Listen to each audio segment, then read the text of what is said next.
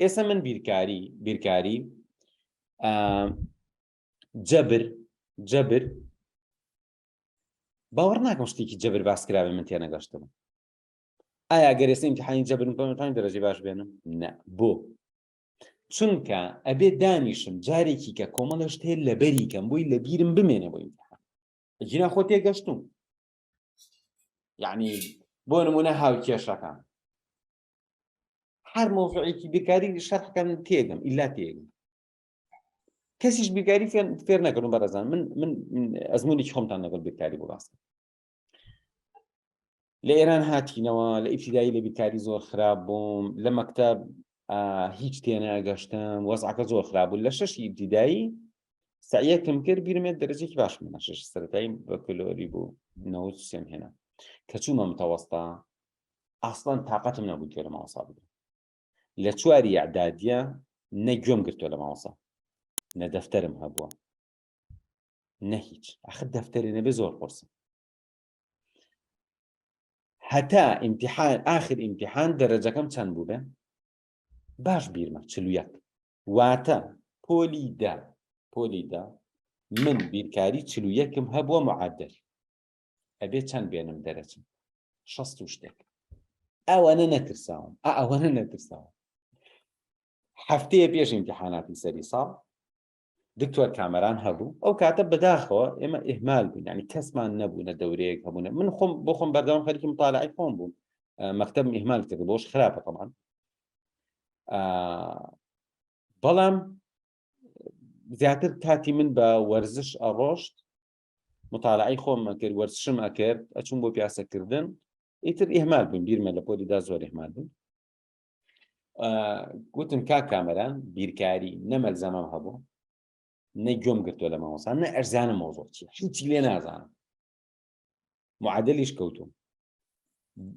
ئەکرێت کتێبەکەم ئەساسیاتێکم بۆ شەرحکەی وتی بەسەر چاو ئەسران وەرە بۆ مزگەوتی خانە مزگەوتێکە بولاڵەمجە وتی وەرە بۆ ئەوە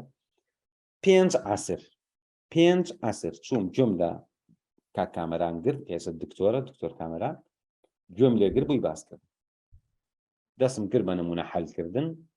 ئیمتیحان نزیکی 70 شتێکم هێنا بوو. ئەو ئەزمونەم بیرە بەڕێزان مەرج نییە بڵی من ئەبێ هەر لە ئەوڵۆ هێناوە بێتم.